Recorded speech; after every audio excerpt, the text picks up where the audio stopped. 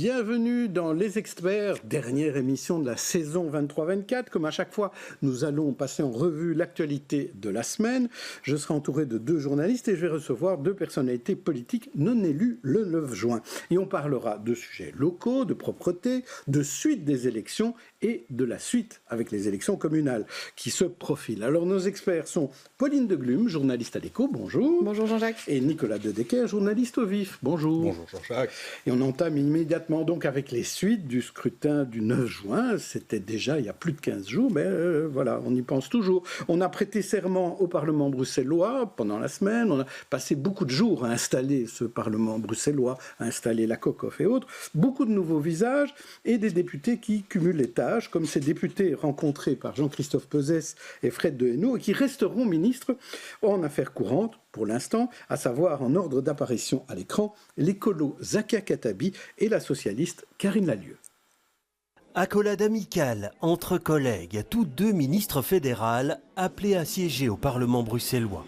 Mais brièvement dans un premier temps, puisque Karine Lallieu et Zakia Khattabi vont rester ministres en affaires courantes. Je vais prêter serment et puis je vais signifier mon indisponibilité. Et donc je continuerai à être ministre au fédéral le temps qu'un gouvernement se mette en place. On va me voir très très brièvement ici parce que je dois continuer à assumer ma fonction de ministre démissionnaire au niveau du gouvernement fédéral. Je pouvais cumuler les 2 fonctions, mais j'ai décidé évidemment de ne pas le faire. Une fois le gouvernement fédéral formé, l'élu écolo reviendra au Parlement fer de lance de l'opposition. Elle, qui ne cachait pas son attrait pour les problématiques fédérales, le défi climatique notamment, dit avoir repris goût aux enjeux régionaux pendant la campagne.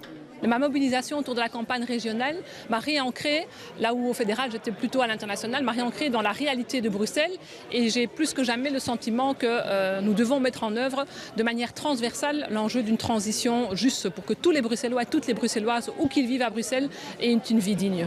Karine Lallieu, elle, laisse toutes les portes ouvertes et refuse de fixer aujourd'hui son avenir politique. Alors on peut encore rien dire, vous savez qu'il y a aussi des communales qui vont arriver, je serai sur la liste communale à la ville de Bruxelles et nous verrons bien effectivement où il faut mettre nos forces, comment il faut les mettre. C'est ce que j'avais décidé en me mettant sur la liste ici régionale. Nous verrons maintenant avec la ville de Bruxelles où je serai et à quel moment je serai, parce qu'il y a aussi un exécutif, j'espère, bruxellois qui devra se former au mois de décembre. Une absente cet après-midi dans l'hémicycle, la ministre des Affaires étrangères, Hadja Labib, élue elle aussi au Parlement. Retenue par un Conseil européen au Luxembourg, elle prêtera serment demain. Alors, à la fois des nouveaux visages, des visages qui ont disparu, et des visages qui peut-être n'y seront que brièvement, comme on a entendu nos 2 ministres fédérales. Alors, Pauline de Glume, cette nouvelle assemblée, ce nouveau Parlement bruxellois, qu'en dire ? Moi, malheureusement, j'ai pas vu l'installation, je ne me suis pas encore penchée sur beaucoup de ni sur de toutes nouveaux les visages. statistiques, savoir s'il y a assez d'hommes, de femmes, Oui, non, je sais pas trop. de quelles communes Mais par viennent. contre, ce qu'on remarque avec votre reportage, c'est qu'on ne va pas savoir, ça va mettre du temps avant d'avoir une vue vraiment de cette composition finale. Pas en termes de partis, certes, mais vraiment d'élus, oui, parce qu'entre les différents gouvernements à se former, Madame Lallieu disait dans le reportage, ceux qui vont encore se présenter au communal, on sent qu'il va y avoir quand même encore plusieurs jeux, des places qui se libèrent, et donc on ne saura pas vraiment tout de suite avec quel parlement et quel parlementaire on va travailler. Donc le parlement définitif, on l'aura le 1er janvier finalement. Ça va mettre un certain temps. Et puis, en effet, ça dépend aussi de la formation du gouvernement à Bruxelles, où c'est peut-être une première que ça mette... Enfin, une première, j'en sais rien, mais par rapport à les dernières législatures, ça pourrait mettre beaucoup plus de temps. Donc voilà, encore des petits suspens. Dans le courant de cette émission. Et vous, Nicolas de Decker ? Il y a en effet cet élément d'interrègne, des niveaux de pouvoir différents, des élus qui ne savent pas, etc., qui est à traiter sous l'angle des ressources humaines, en fait. C'est quoi ? Ce sont des gens qui se disent... dans mon parti, souvent d'ailleurs dans des partis perdants, on a vu ici le PS qui n'est pas un gagnant de l'élection régionale, et on a vu Écolo qui est un perdant de l'élection régionale, si on peut faire monter quelques semaines quelqu'un pour apaiser la douleur du fait qu'il sera probablement plus pas parlementaire après coup, on essaie de le faire autant que possible. Quand la dynamique est plus positive, c'est souvent différent.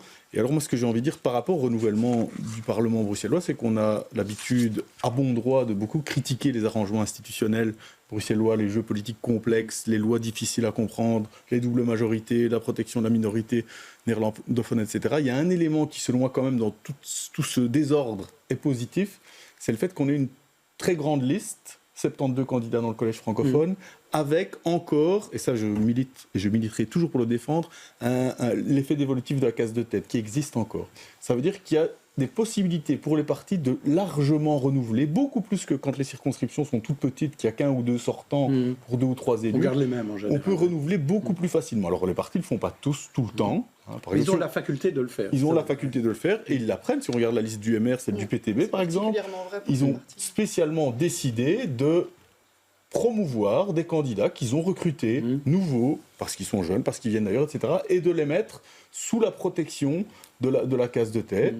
Pourquoi ? Mais pour vraiment renouveler leur groupe politique. Le PTB aussi l'a fait. Et je pense que c'est un élément institutionnel, un élément de contrainte institutionnelle qu'il est important d'avoir en tête et dont on peut à la limite se féliciter parce que ça permet en effet un fort renouvellement pour autant que les partis y participent. On va voir ça avec nos deux invités politiques qui ne sont pas au Parlement bruxellois dans cette législature, mais tous deux comptent dans la politique bruxelloise et dans celle de leur commune, la même, Schaerbeek. L'un est premier échevin à Schaerbeek et a des responsabilités dans la régionale de son parti et l'autre est chef de groupe au conseil communal de Schaerbeek et ex-député régional qu'il et elle entrent.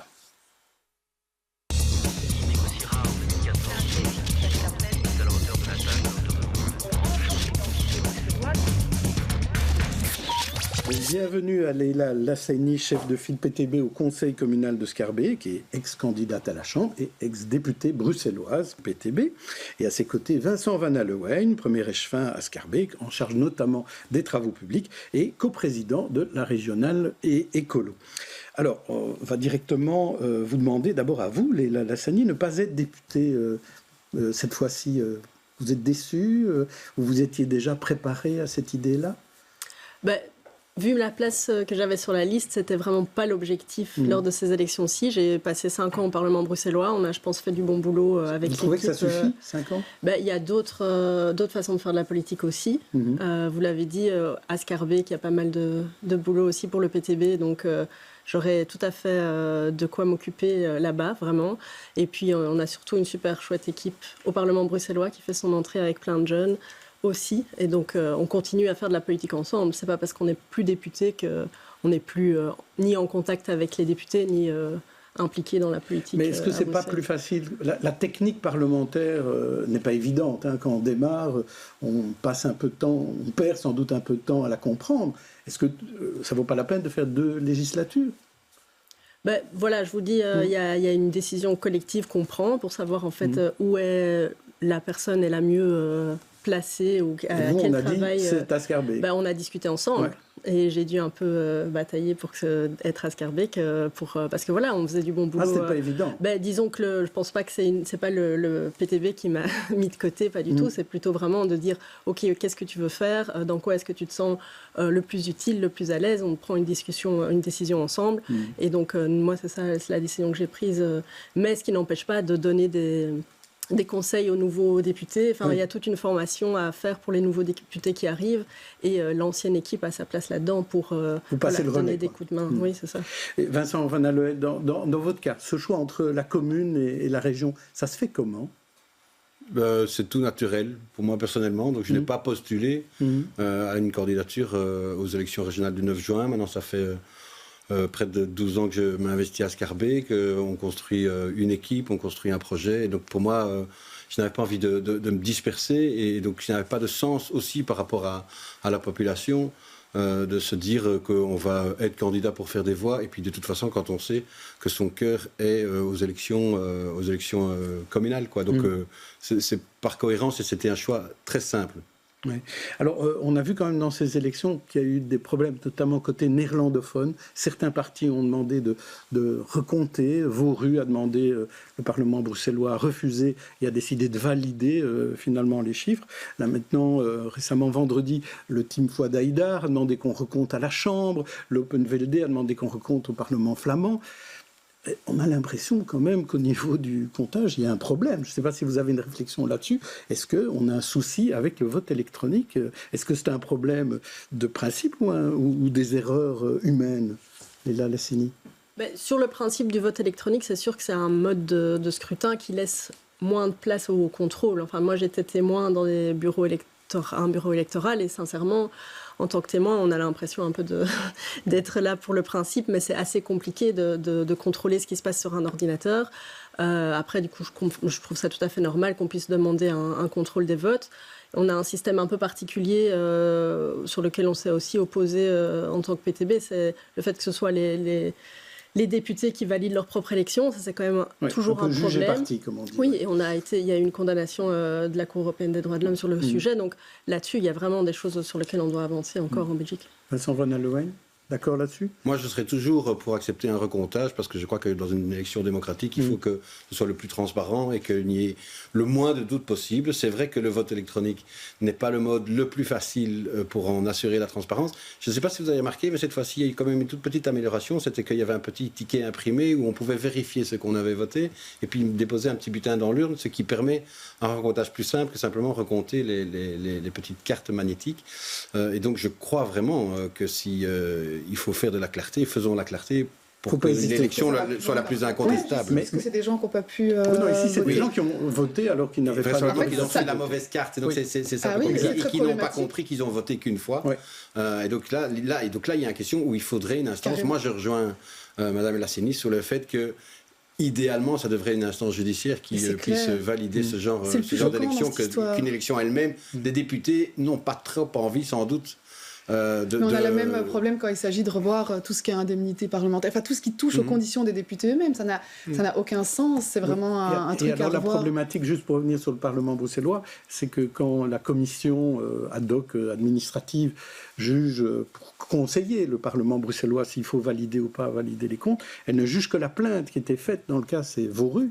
Et Vauru était tellement loin pour essayer d'obtenir un siège que, évidemment, ça n'aurait rien changé. Mais ça aurait pu changer pour d'autres partis qui, eux, n'avaient pas porté plainte. Votre avis, Nicolas de Decker? C'est un tropisme aussi bruxellois, un peu, Jean-Jacques, de remettre ça sur le dos du vote électronique. Il y a aussi des erreurs avec les votes papier. De là où je proviens, historiquement, à Charleroi, dans un canton, il y a eu des problèmes parce qu'on a mélangé à un moment donné les sacs contenant les bulletins et on ne sait pas les recompter parce qu'on avait tout mis en tas. Et donc, voilà, il y a des problèmes de comptage qu'on ne sait plus résoudre a posteriori aussi avec le vote papier. Cela dit, et moi je suis d'accord avec Madame Lasseni, l'avantage du papier, c'est quand même il y a une trace à laquelle tout le monde a accès. C'est plus simple pour vérifier de garder des bulletins de vote avec des gros points rouges dessus, et c'est quand même plus lisible, y compris pour des gens dont c'est pas la formation, qui sont simplement des citoyens qui ont été choisis un peu au hasard pour compter ou recompter. Et je pense que c'est l'utilité principale du vote papier, c'est sa simplicité.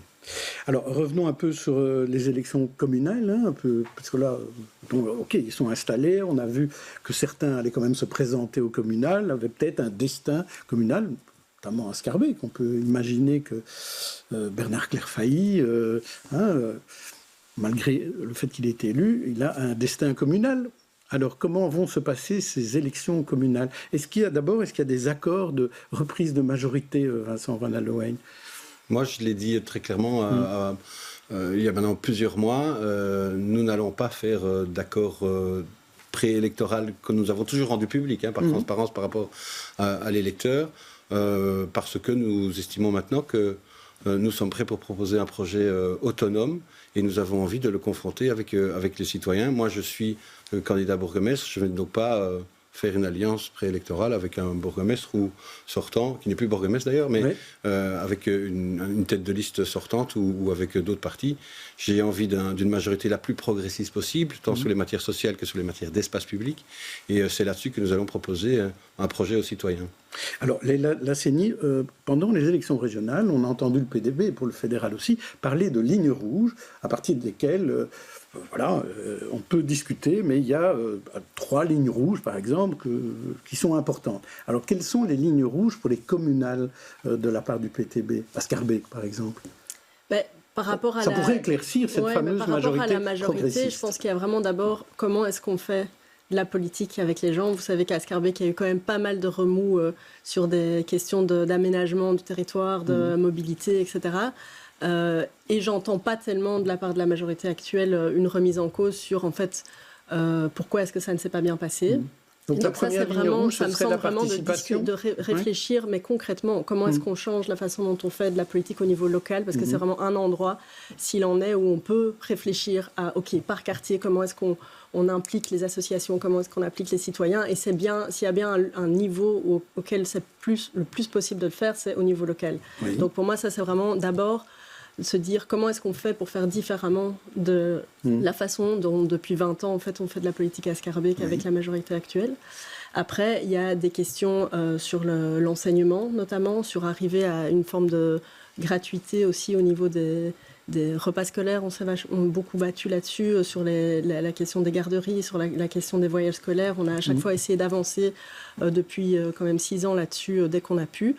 Il y a aussi la question du parking payant à Schaerbeek, puisque c'est payant le samedi jusqu'à 21h. Voilà, c'est des choses qui aussi créent... Un réaménagement, alors, voilà, il y a certains points sur lesquels où ça nous semble quand même important de Il n'y a rien qui semble insurmontable. Est-ce que vous aurez, entre guillemets, de l'autorisation d'y aller? La régionale du PTB citait deux communes où s'il y avait des bons scores, c'était de mémoire Molenbeek et Saint-Gilles. Est-ce qu'à Schaerbeek, si vous avez un score qui le permet, vous pourrez décider de vous lancer dans un exécutif, dans une majorité?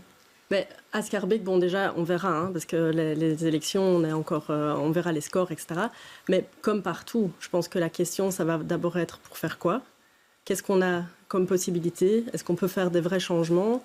Et puis, de toute façon, au PTB, tout se discute toujours collectivement au niveau tant de la régionale. Il n'y a pas une autonomie communale spécialement. Forcément, on discute de tout ensemble au niveau régional. Donc, chacun donnera son avis sur quels sont l'état des négociations, des propositions, s'il y en a, parce qu'à nouveau, on est vraiment en train de faire des questions hypothétiques. Non, mais c'est bien d'en parler avant, comme ça on voit un peu où chacun se situe. Voilà, et quand on disait du côté des colos, majorité la plus progressiste possible, est-ce que c'est vous avez entendu les deux lignes rouges, c'est vrai qu'elles paraissent moins infranchissables que celles du fédéral, par exemple. Qu'est-ce que vous en dites? C'est plus simple que de revoir les traités européens. Oui.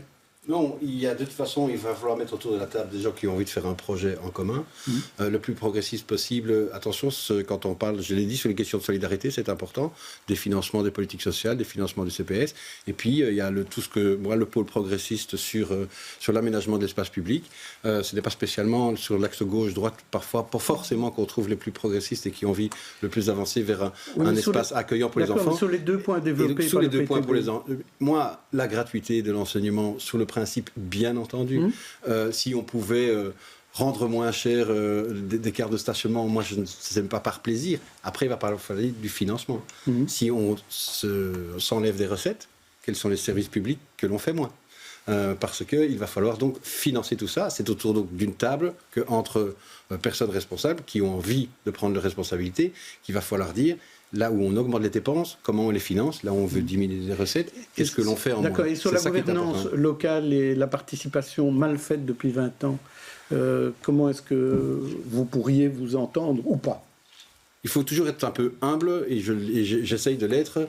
Il y a dans ce qui s'est passé en termes d'espace public, à Schaerbeek comme ailleurs, on ne va pas se leurrer quand on a des grandes manifestations en rue et des choses qui s'apparentent à des émeutes. Bon, il y a une grande manifestation à Schaerbeek, on ne peut pas se réjouir et dire que tout s'est bien passé. Il y a donc des choses à améliorer, ça c'est incontestable. Ayons l'humilité de le reconnaître, et moi je suis prêt à travailler.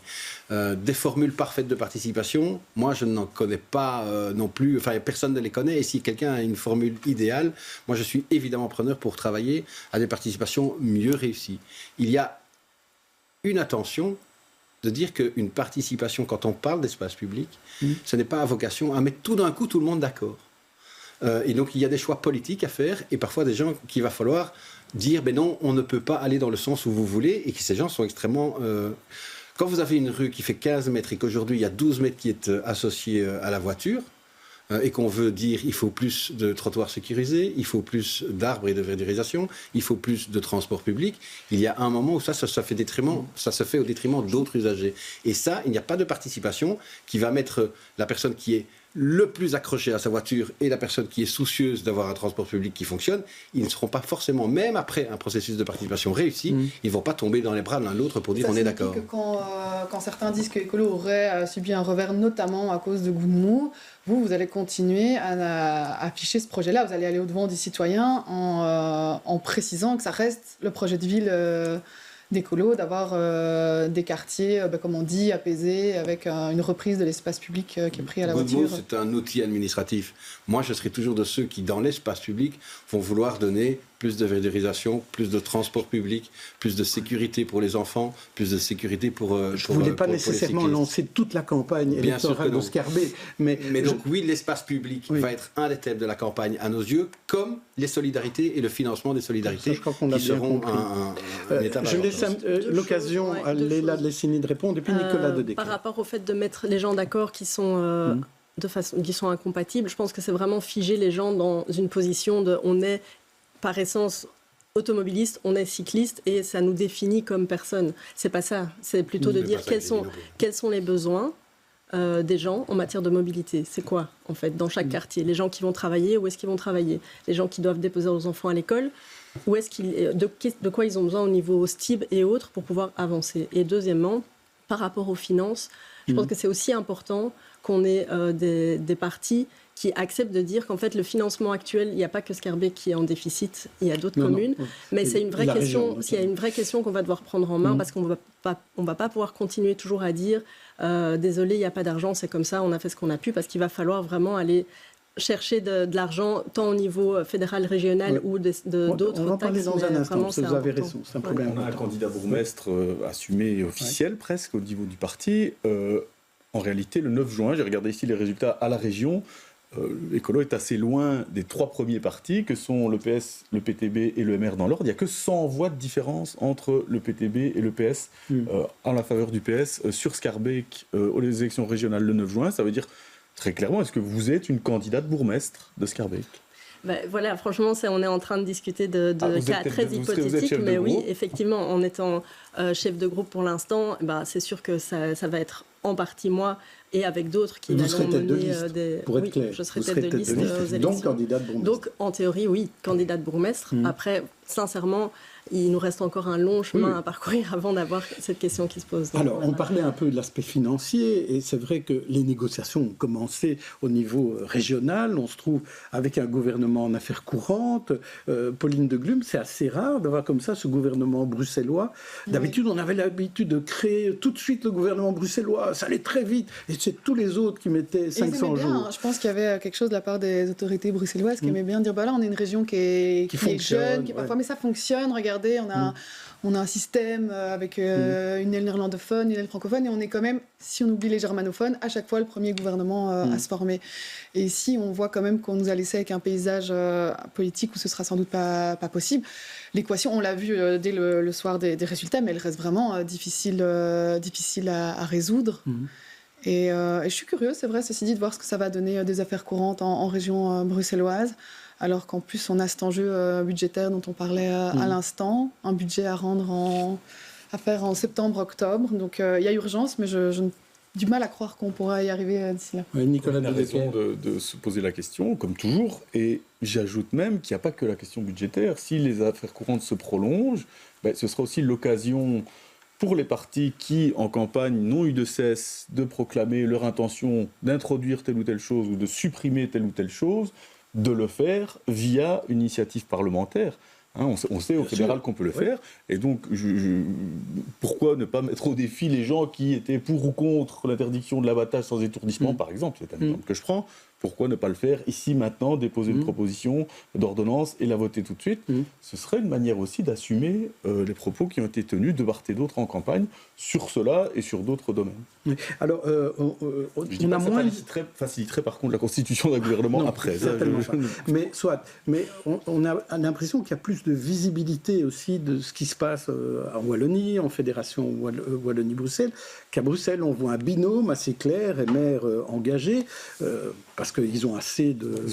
Ils ont une majorité dans ces deux assemblées-là. À Bruxelles, c'est pas le cas, et on a l'impression que ces négociations peinent un peu à vraiment démarrer. Et je prendrai comme exemple le PTB qui n'était pas content parce qu'on ne l'avait pas invité. On a raison de ne pas être content. Mais je le dis, et l'écolo qui a dit dès le départ, nous on n'ira pas. Voilà. Oui. Donc c'est deux positions un peu de principe au départ, puis après il y a la réalité qui va se faire. Mais est-ce qu'aujourd'hui, PTB dit encore, on voudrait bien être invité à la table de négociation avec le MR, les engagés, et peut-être demain le PS? Mais là, il y a d'abord, qu'est-ce qui s'est passé? C'est que le PTB est arrivé 3e, vraiment pas très loin du PS, pour le coup. Dans toutes les autres régions, même Barde-Wever et du côté néerlandophone, ont invité tous les partis, parce que c'est comme ça qu'on fait, pour noter en fait quelles sont les priorités de chacun en vue de constituer une base pour négocier par la suite. Et donc, ça me semble quand même normal, quand il y a 21% des Bruxellois qui votent pour un parti, et que globalement, en fait, il y a... le MR et les engagés, comme vous avez dit, n'ont pas la majorité, d'inviter les différents partis à donner leurs priorités. Ça aurait été purement pour la galerie, puisque de toute façon, ça aurait été difficile que vous soyez dans un gouvernement avec le MR. Non, oui, mais ça n'a...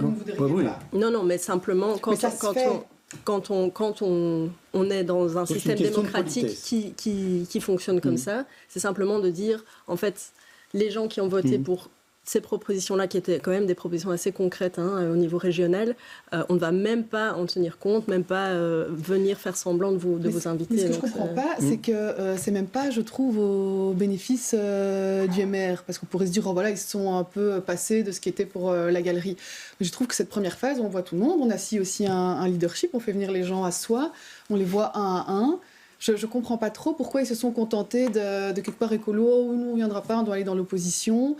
Et puis du le PTB, on sait qu'on ne gouvernera pas avec eux. Ils avaient en fait à un moment la possibilité de donner le rythme, d'établir, de dire voilà, on est vraiment premier à Bruxelles et en fait on s'en fiche des déclarations d'écolo qui venaient pas. Non, ils ne l'ont pas fait. Je trouve qu'il y a un peu un raté de méthode au début qui ne leur est pas bénéfique. Pour appuyer ce que dit Pauline et ajouter quelque chose à ce qu'elle a dit, tout à fait justement, il y a aussi cette annonce qui a été faite 2 jours après les élections de Maxime Prévost et Georges-Louis Boucher de dire on crée un axe MR engagé, on sera en binôme partout. Ils ont dit au moins 3 fois partout, aussi au fédéral, ils ont tout ajouté, et aussi à Bruxelles. Et 2 semaines après, on ne voit plus du tout ça. En tout cas, c'est comme le PS, ils ont dit qu'ils seraient dans l'opposition partout. Ça, c'était déjà. Ça, je trouvais ça un peu plus clair. En tout cas, ceux qui voulaient l'entendre. Vincent Van Allowen, sur l'aspect écolo, on a dit au début, on n'ira pas. Alors, on a poliment répondu qu'à partir du moment où on prend une défaite telle qu'on l'a connue, il faut aussi être humble, c'est-à-dire que dans un premier temps, que les partis qui ont gagné discutent ensemble, et il y a un moment où on ne va pas dire au soir des élections, on a perdu, enfin bon, on va quand même aller autour de la table parce qu'on veut rester ministre, ça n'a franchement pas beaucoup de lisibilité. Il y a quand même une chose, la situation bruxelloise, elle n'est sans doute pas simple, elle est sans doute plus claire en Wallonie, moi je vous rejoins. Mais elle n'est pas simple, mais elle n'est pas si compliquée non plus. Je me demande, moi, et j'espère qu'on ne prend personne en otage, est-ce que ça traîne parce que la situation est compliquée ou est-ce que ça traîne parce qu'on n'a pas envie de faire des concessions avant les élections communales?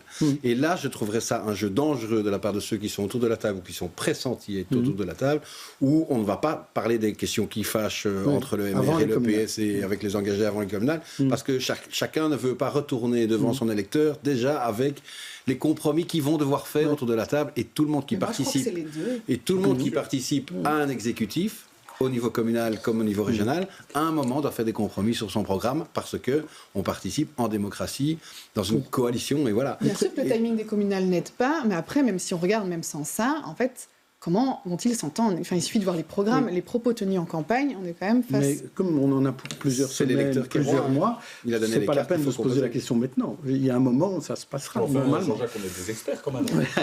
Alors, je vous propose quand même une dernière question avant de passer aux têtes d'affiche. C'est sur cet aspect, qui doit gérer Bruxelles?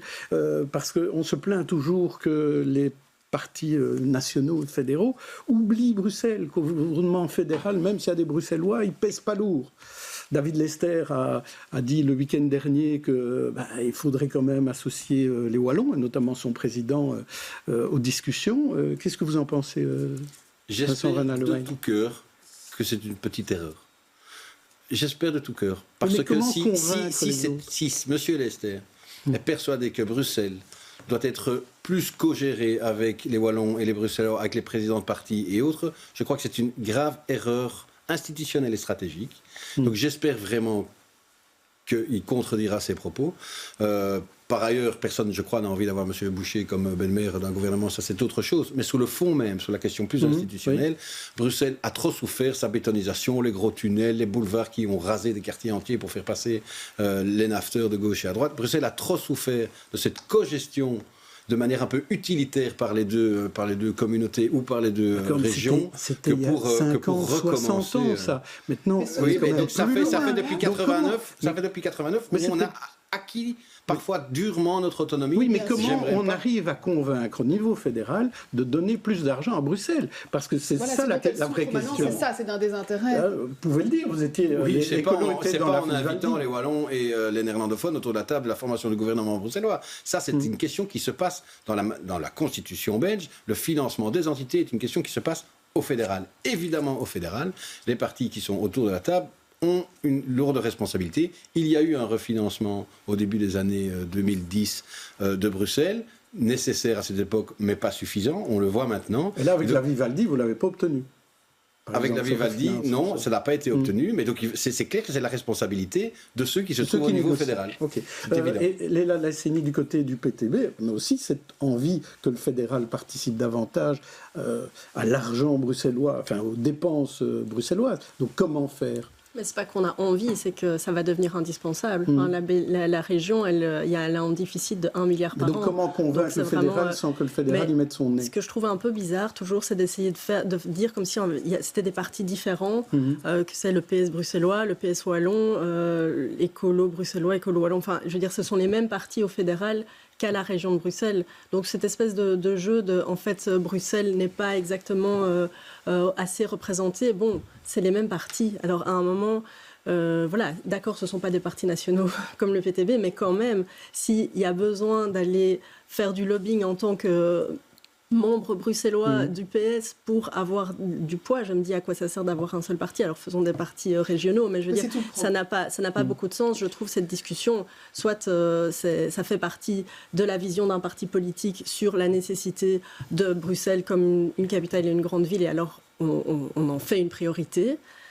Soit pas, mais de venir dire que comme si c'était des différents partis, je trouve ça un peu particulier. Fonctionnellement, c'est quand même un peu déjà ça. Au PS, on a l'impression qu'il y a un PS bruxellois et un PS wallon. Vous êtes coprésident d'une régionale qui a une très importante autonomie. Je veux dire, à Écolo, aucune régionale n'a autant d'autonomie ou de pouvoir en réalité sur les. C'est grâce à l'existence d'une région aussi. Absolument. Et on peut dire aussi, votre coprésidence à 3, vous n'avez pas démissionné, alors que la coprésidence fédérale, elle a démissionné. Nous nous sommes posé la question par rapport à notre propre responsabilité. Nous avons consulté là-dessus et beaucoup de militants, de cadres, d'échevins, présidents de CPS nous ont dit ne rajoutez pas du chaos au chaos, il faut maintenant préparer les communales, c'est ça la priorité. Et c'est à quoi, comme coprésident, comme premier échevin, que l'on prépare activement. La démission, c'est une démission de responsabilité et de symbole, et il n'y a personne qui l'a pris, la démission de Raja Mawan et de Jean-Marc Nollet, en disant les deux responsables de la défaite, c'est eux. Ce n'est évidemment pas le cas. Ils ont pris la responsabilité, et je salue cette prise de responsabilité-là, mais ce n'était pas une question de recherche de coupables. Maintenant, ce qu'il faut, c'est une question d'efficacité. Vous soutenez quelle candidature ? Moi, je n'ai pas encore reçu les candidatures à ce stade-ci. Oui, donc il y en a qui circulent. Il y en a qui circulent, et moi, j'entends 2 candidatures qui sont franchement de très chouettes équipes. C'est marrant de dire quand même qu'ils ne sont pas responsables alors que c'était les 2 visages. C'est quoi alors, ce ne sont pas les uniques responsables, c'est pour ça qu'ils démissionnent. C'est quoi alors à ce stade le résultat de cette réflexion chez Écolo pour comprendre une défaite telle qu'on l'a connue c'est une responsabilité forcément qu'elle est multiple. Quoi. Pas se cacher, et comme les grands succès ne reposent pas sur 2 personnes, et les grands échecs... On commande toujours des longs rapports. Quoi? T'inquiète pas. Vous commandez toujours des longs rapports, même après les victoires électorales. Oui, maintenant on n'a pas le temps, puisqu'il y a des élections communales qui arrivent, et c'est pour ça que les élections ont été précipitées. On n'a pas le temps dans l'émission non plus, parce qu'il faut qu'on passe à autre chose. On passe aux têtes d'affiche. Je vous propose donc ces personnalités qui ont fait l'actualité de la semaine. Vous aurez chacune le choix entre 4 personnes. À vous d'en choisir une pour en commenter l'action. Vous l'aurez devant vous plutôt. À vous l'honneur, Leïla. Je vous propose Sophie Raoni, candidate future présidente de Défi, ou alors Mark Rutte, l'ancien Premier ministre hollandais, nouveau patron de l'OTAN, Frédéric Nimal, le nouveau bourgmestre temporaire de Schaerbeek, ou encore Alexander Blessin, l'ancien entraîneur annuel de l'Union Saint-Gilloise qui part en Allemagne. Alors Sophie, Marc, Frédéric ou Alexander? On va faire comme on était dans le régionalisme, on va faire comment on dit, dans le local. On parle de sa commune, oui. Frédéric Nimal, oui, en fait, on est quand même dans une situation à Schaerbeek très compliquée, d'une majorité qui en fait n'a plus de majorité pour l'instant depuis un certain temps, et donc on a eu beaucoup de chaises musicales, donc avec Bernard Clairfagny, un bourgmestre qui n'est plus bourgmestre depuis un certain temps, mais qui gardait toujours un peu le contrôle, avec Cécile Jodogne, l'ancienne bourgmestre qui est devenue députée. Ça fait quand même beaucoup de changements.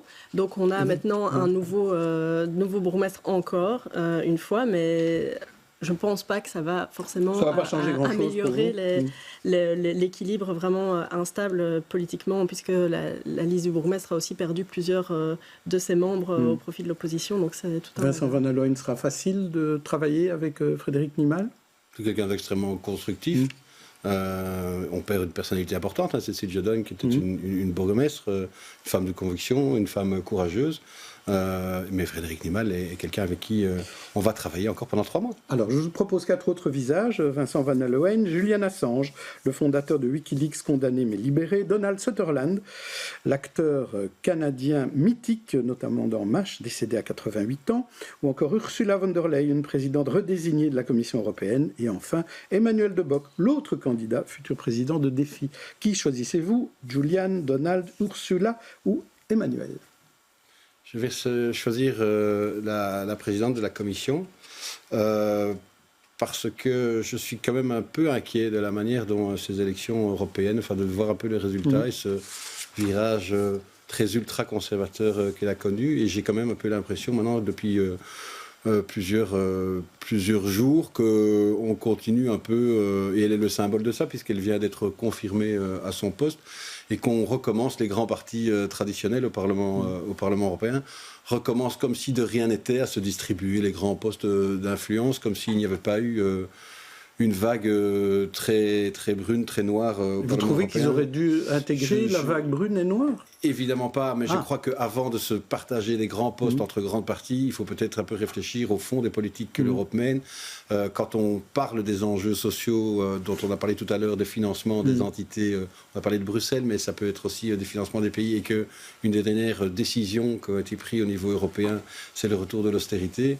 Là, je crois qu'il y a une question beaucoup de questions à se reposer au niveau européen avant de commencer à se redistribuer les grands postes entre familles traditionnelles. Alors, 5 infos qui vous ont ravi ou énervé. Les actions anti-rodéo autour de l'atomium.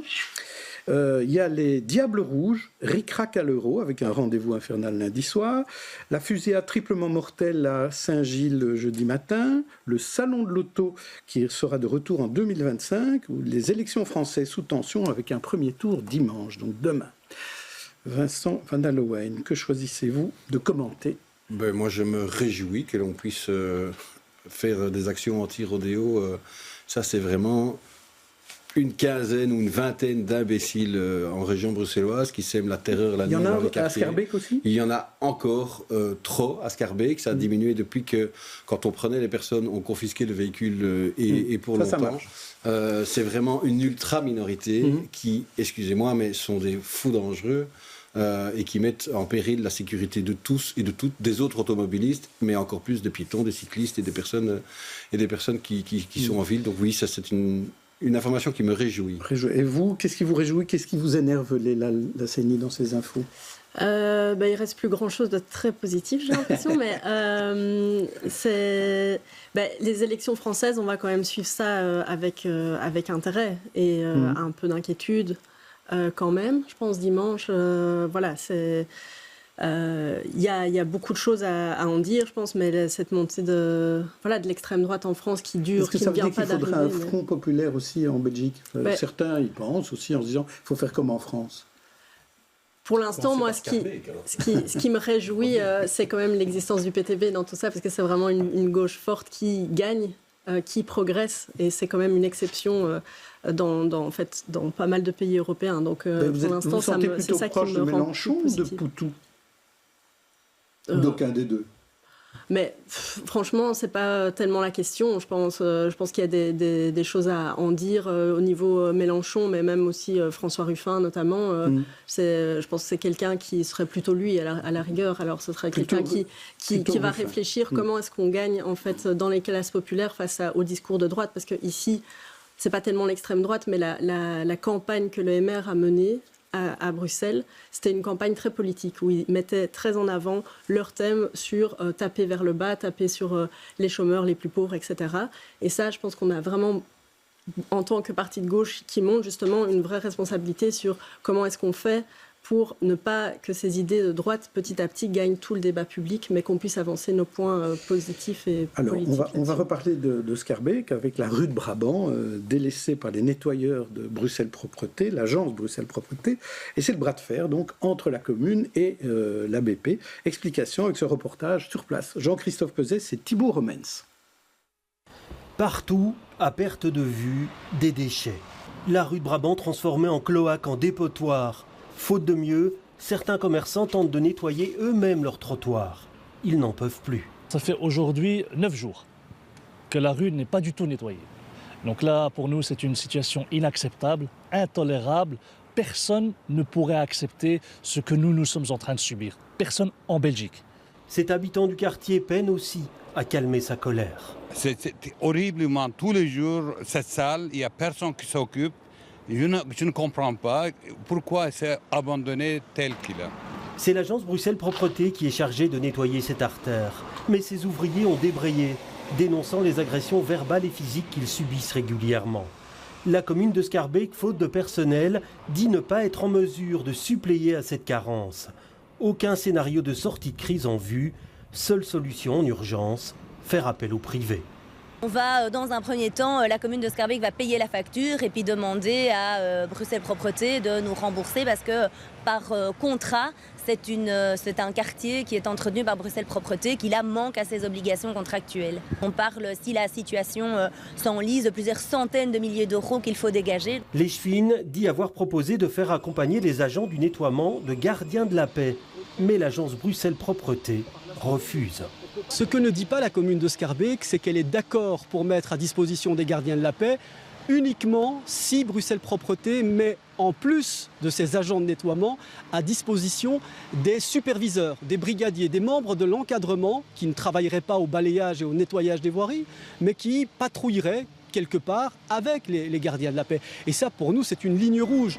L'agence a d'ailleurs décidé de suspendre pour cause de force majeure le contrat qui la lie à la commune pour cette voirie. Entre Schaerbeek et Bruxelles Propreté, la guerre est déclarée. C'est tout un quartier qui en fait les frais. Alors Vincent Van Alloen, quand va-t-on faire la paix entre Schaerbeek et l'agence Bruxelles Propreté? J'ai beaucoup travaillé en coulisses ces dernières semaines pour remettre tout le monde autour de la table parce que nous sommes condamnés à réussir, quoi. C'est insupportable. Ce que vivent les habitants, c'est insupportable. Je passe là presque tous les jours pour prendre le tram, pour aller prendre le train. Les images sont encore propres et gentilles de ce qu'on a vu. La réalité, elle est encore pire, vraiment, le matin ou tard le soir. C'est intolérable pour les habitants, c'est intolérable pour les commerçants. Et donc, nous sommes condamnés, la commune et Bruxelles Propreté, à réussir. Il faut maintenant arrêter de parler par voie de presse, se mettre autour de la table et travailler. Et vous avez un levier quand même, vous avez le ministre Marron, normalement. Bien sûr, c'est bien pour ça que je vous dis que moi, j'ai travaillé en coulisses ces derniers jours pour remettre tout le monde autour de la table. Depuis vendredi après-midi, c'est toujours le cas. En attendant Cependant, malheureusement, oui, moi, ça me désole de devoir employer des sociétés privées, mais la santé publique, parce que là, on n'est plus dans une histoire de propreté, c'est une histoire de salubrité et de santé publique, c'est de la crasse, il y a des rats, ça ne va pas, et donc on est obligé, donc, dans l'urgence, de le passer, mais la solution, ce sera que la commune et que Bruxelles Propreté prennent chacun leurs responsabilités, nous le devons aux habitants. Et le ministre n'a pas la main sur son administration? Comment ça se fait qu'on en arrive à C'est une agence autonome, Bruxelles Propreté. Alors évidemment qu'il y a des discours. Et à partir du moment où il y a des mouvements syndicaux, même un ministre ne peut pas casser des mouvements syndicaux parce qu'ils existent. Et donc il ne faut pas croire qu'il y a quelqu'un qui a une baguette magique pour tout résoudre, sinon la solution, elle s'est déjà trouvée. Oui, mais alors qui doit être à la table au nom de l'agence Bruxelles Propreté? Les syndicats de l'agence, l'ensemble de de la ligne hiérarchique, chacun doit prendre ses responsabilités. Je crois que les délégations syndicales ont évidemment le devoir de protéger l'intégrité physique de leurs travailleurs et l'encadrement, mais aussi la commune de Schaerbeek, les gardiens de la paix de la commune de Schaerbeek, on le doit aux habitants.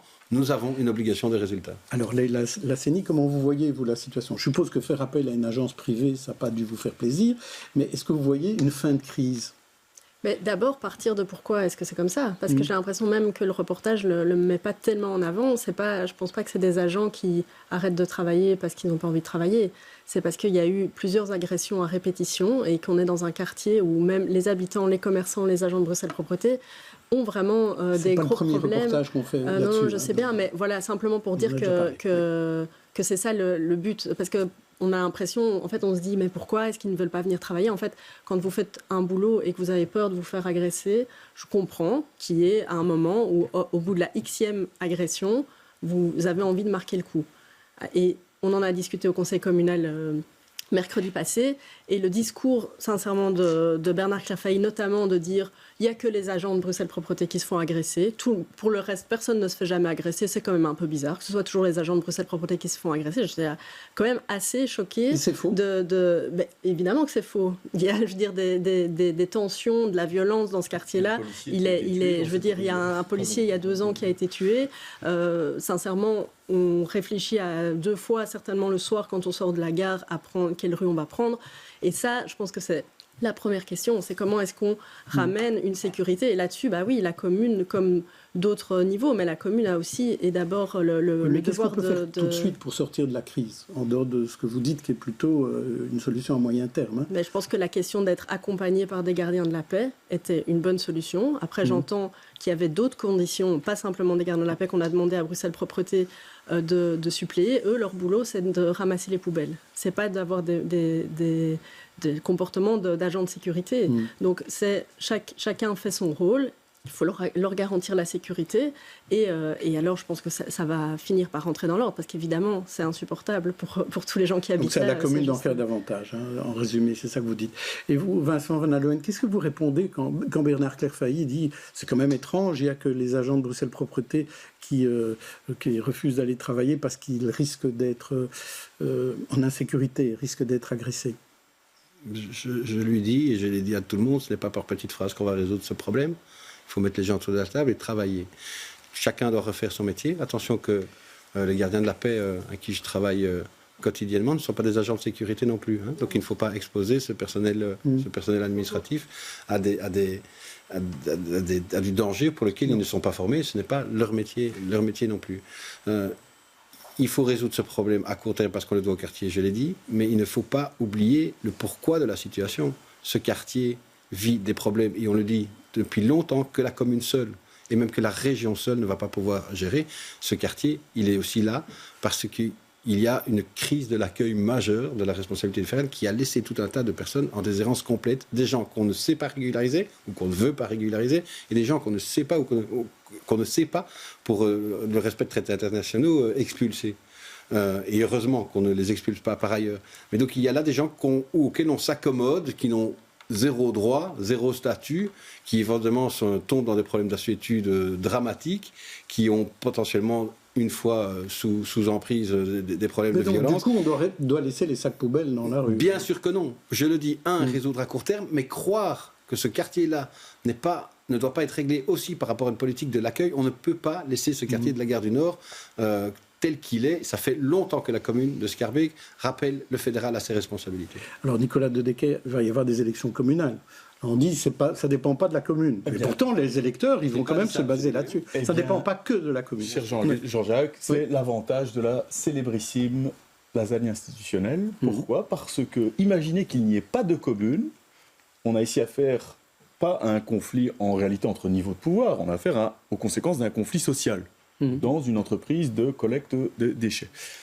Imaginez que ça ne se passe qu'au niveau régional, il n'y aurait pas des mandataires comme M. Van Allowen qui seraient sous une pression extrême parce qu'ils jouent leur vie dans les prochaines semaines. Donc ils sont obligés de trouver une solution parce que c'est sur le territoire de la commune. Et donc le fait que la commune ait dû trop tard prendre les choses en main est un effet de la lasagne institutionnelle. C'est vrai ou pas ? Oui, d'accord. Peut-être créons une commune juste au niveau de la rue de Brabant, et ça ira peut-être encore mieux. Aider encore mieux. Le problème, et ça c'est l'autre problème de ce quartier, c'est que dans ce quartier, il y a aussi relativement peu d'habitants. Et par ailleurs, les habitants sont relativement peu des électeurs. Et ça aussi, c'est un problème pour le fait qu'ils aient... Oui, mais il y a beaucoup de clients qui viennent rue de Brabant. Alors, une des questions aussi environs, quand même, que me pose ce sujet de polémique, tout à fait légitime, et très juste titre, moi aussi je passe souvent là-bas, c'est complètement astronomique, c'est quel dommage qu'il n'y ait pas d'arrêt TGV à la gare du Nord. Ça serait un sujet national, et les choses auraient bien plus vite bougé à mon avis. Voilà, la gare du Midi, ça n'a pas si vite bougé que cela. À partir du moment où c'est devenu un sujet de polémique nationale, eh bien, les choses se sont quand même malgré tout bousculées. Et ici, comme ça reste un sujet local, parce que ce n'est que, si je puis dire, la gare du Nord, qui n'est que la 3e ou 4e gare du pays, et pas celle où arrivent tous les touristes qui viennent de Londres et de Paris, eh bien, voilà, ça reste encore un sujet de BX1, pas encore suffisamment un sujet qui fait la une de Sud Info à Charleroi. Ni TV5, non. Voilà. Pauline de Glum, vous avez l'air un peu... Je ne voudrais vraiment pas donner l'impression que je minimise la situation dans le quartier et le fait qu'on voit et qu'on danse vraiment toutes les difficultés bruxelloises, insécurité, propreté, paupérisation, il y a la drogue, il y a les migrants en attente d'un statut légal, et donc que des agents de Bruxelles Propreté ne veuillent pas être agressés en faisant leur travail. Oui, bien sûr, c'est quelque chose d'inacceptable. Mais je trouve là, quand on entend cette difficulté de mettre autour de la table, trouver des solutions, ce qui m'interpelle, c'est qu'on est aussi dans une agence qui a une très mauvaise réputation à Bruxelles. Il y a un travail, je pense, de fond qui a été fait cette législature pour essayer de la remettre sur les rails. Et je trouve quand même que face à... le premier parti qui arrive à Bruxelles a déjà parlé de privatisation. Là, on a une agence privée qui doit aller sur le terrain ramasser. Je me demande, est-ce que ces gens sont quand même conscients de leur image et du risque. J'entends le risque de se faire agresser en allant sur le terrain qui n'est pas acceptable, mais là maintenant, ils doivent quand même se réveiller et participer à des solutions, parce que c'est quand même une agence... des gens qui travaillent à l'agence. L'agence Propreté, c'est quand même une agence qui souffre d'une image négative, le travail n'est pas satisfaisant. Il y a déjà des partis qui ont parlé d'une privatisation du nettoyage, il y a aussi d'autres, et ça c'est peut-être une solution vers laquelle on va aller. C'est pas ça qui va régler la situation la situation très particulière de la rue de Brabant, mais de manière générale, les compétences partagées avec la lasagne dont Nicolas De Decker parlait, c'est assez insupportable. Et il faudrait à un moment se demander s'il n'est pas logique qu'au niveau régional, on organise certes la collecte, parce qu'il y a du tri après à faire, il y a des filières de tri organisées, c'est normal que ce soit supérieur. Et après, sur le nettoiement, laissons les communes et sortons d'une gestion partagée de rues selon qu'elles sont communales, régionales, mettons de l'ordre dans tout ça. J'imagine les Séniques, vous écoutez ça en disant mais c'est pas du tout ce que je veux, moi. Pourquoi ? La privatisation de la propreté. C'est effectivement Oui, je parle à la candidate bourgmestre, bien sûr. Non, mais effectivement, la gestion de Bruxelles Propreté, ça va être une question. C'est déjà une question, il y a eu des audits. Mais aussi maintenant, parce que donc il y a une proposition de réduction de 10% de l'argent dans plusieurs administrations, mais aussi Bruxelles Propreté. Il y a le MR qui parle effectivement de privatiser une partie de l'agence. Mais croire que forcément pour les riverains, ça va être une meilleure solution quand ce sera une firme privée qui va faire payer le ramassage des déchets et qu'on va pouvoir faire un meilleur travail, une rue plus propre avec 10% d'économie dans les moyens, alors qu'aujourd'hui déjà, les agents de Bruxelles Propreté ne peuvent pas prendre leur congé tellement ils ont du boulot, en fait. On leur refuse leur congé. Je pense qu'on va plutôt dans la mauvaise direction. Ouais.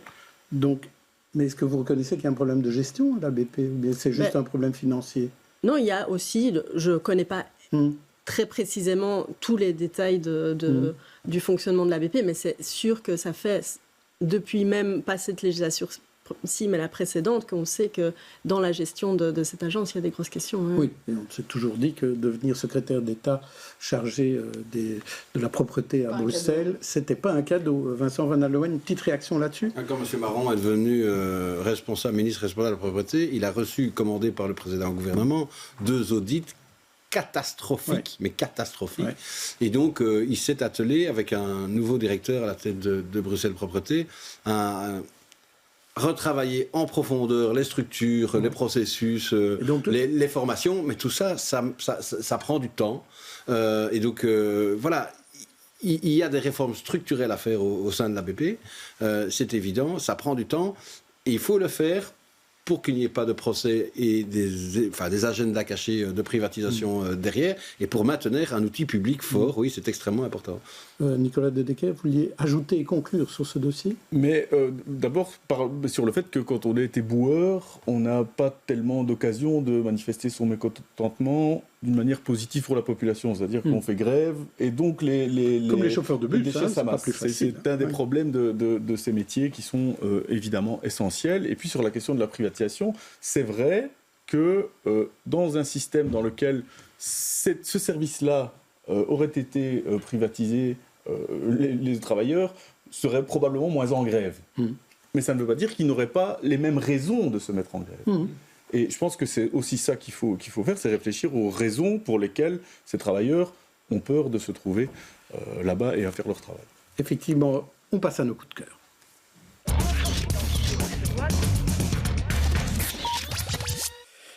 Pauline, vous vouliez revenir sur nos diables rouges, ric-rac, disais-je, lundi soir. Oui, vous avez parlé de Rendez-vous infernal. Oui. Moi, j'aime bien cette ambiance écran géant, et n'étant pas à la base une grande fan de foot, je vivrai, quoi qu'il arrive, un bon moment. Et qui allez-vous soutenir? Moi, j'ai les 2 nationalités, en fait, donc je peux m'assurer un non-somme dans tous les cas. Là, à mon avis, elle ne va pas choisir. Nicolas, vous vouliez parler d'un ouvrage ancien? Eh bien, non, ce n'est pas un ouvrage ancien, c'est un ouvrage sur une thématique ancienne, puisqu'il est sorti en 2022. Il a eu le prix Jean Stengers en 2023. C'est un ouvrage pour les vacances. Un ouvrage historien. C'est l'histoire de l'impôt en Belgique depuis 1830. C'est un historien bruxellois, Simon Watein, qui travaille à l'ULB et qui a fait publier sa thèse au CRISP, qui est une institution elle aussi bruxelloise. Donc c'est à la fois une lecture légère pour les vacances et une occasion de renforcer la magistrature intellectuelle bruxelloise et montrer qu'on a de bons auteurs chez nous. C'est passionnant, en tout cas pour ceux que ça intéresse, pas spécialement l'impôt mais la politique. Et petite incise, on en parle beaucoup, les droits de succession. On a appris là-bas que l'installation en Belgique des droits de succession, c'était un long combat des libéraux, parce que du point de vue des libéraux du 19e siècle, le fait que l'héritage existe et perpétue les inégalités à la naissance, était pour eux une manière de scandale. Alors, c'était des petits droits de succession quand même, mais ça a commencé petit. Voilà. J'ai ce bouquin chez moi depuis 1 an et demi, je pense. Et bien, si vous avez la chance de partir en vacances, chère candidate bourgmestre, sur la plage... Et vous l'avez lu, c'est ça? Non. Pas encore. Pas encore. Donc voilà, mais c'est l'occasion de profiter du week-end. Il ne fera pas si beau. Ça s'arrête en 1962, je précise pour les gens qui ont peur de la science-fiction. Je vous invite à surveiller les réseaux sociaux de BX1 à partir de lundi. On démarre une série de capsules citoyennes bilingues poussant les Bruxellois à s'exprimer aux prochaines communales. Ça s'appelle « Tu fais quoi le 13 octobre ?» C'est Julien qui se balade en vélo-cargo dans Bruxelles et qui a posé la question. Et souvent, les réponses sont étonnantes. Alors, je vous signale que c'est la dernière émission de la saison. Prochain rendez-vous, mettez-le aussi, notez-le dans les agendas, c'est le 31 août. Au revoir, bon week-end et bonnes vacances pour ceux qui en prennent.